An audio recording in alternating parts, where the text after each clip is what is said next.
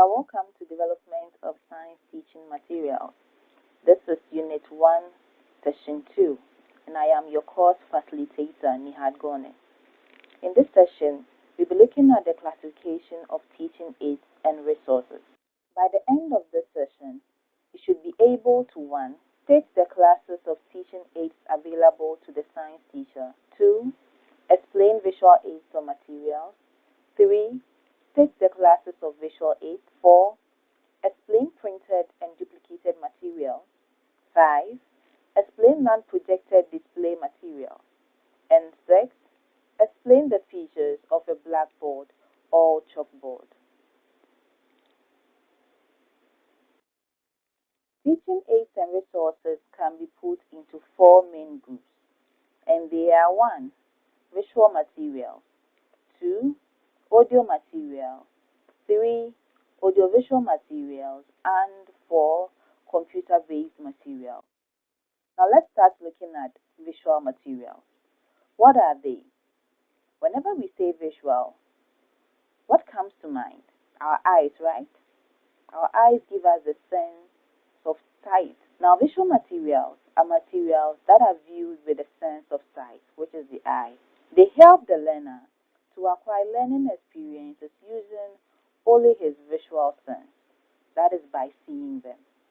And so every material that the teacher uses, that the learner and the teacher themselves use their eyes to be able to experience that, it's a visual material.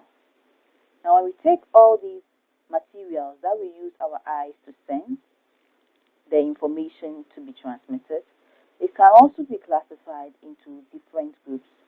It can be classified into 1. Printed and duplicated materials, then non-projected display materials. It can also be classified into projected materials. Also, it could be models, and finally, it could be the realia or the real object. Let's start taking them one after the other. Printed and duplicated materials. What are they?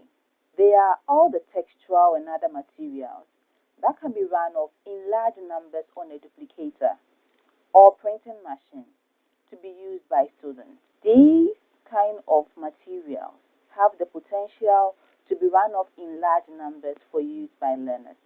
Examples are handouts and assignment sheets.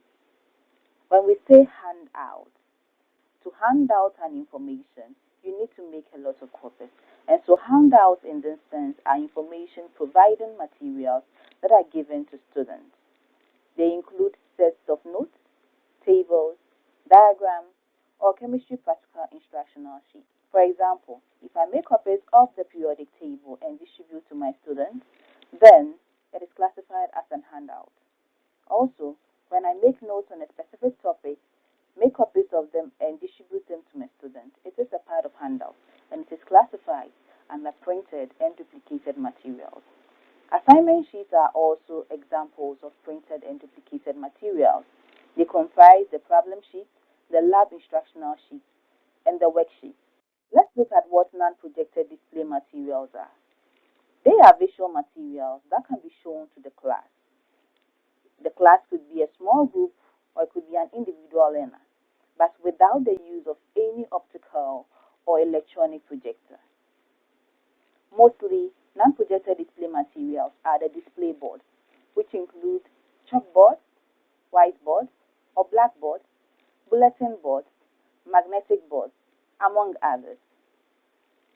Now, when we talk about a display board, it is any flat surface that could be used to communicate an information. The kind of information that we display, normally it's from a textbook or any material. But then, when using the display board, you normally make the information catchy for the eye, and also it is purposeful. Examples of such display boards are blackboards or chalkboards. What we mean by a chalkboard is that it is a slightly abrasive surface, which is normally made from wood, a hard board, cement, ground glass, asbestos, or plastic. And normally it is painted black, green, or bluish green. Blackboards and chalkboards is among the most common visual aids we use in the classroom. Normally, the blackboard or the chalkboard is either built into the wall or fixed and framed on the wall, but always it is facing the class. Normally, a ledge is provided to keep the chalk sticks and the duster there. There are also available some portable chalkboards, which is normally placed on stands so that you can always adjust the height to suit your lessons. White chalks and colored chalks are normally used on chalkboards, but the white chalks are the most commonly used. However, colored chalks are adopted for better illustration. Here are a few questions for you to try on this session. State the classes of teaching aids available to the chemistry teacher. Explain the visual aids or materials. State the classes of visual aids and materials available to the science teacher.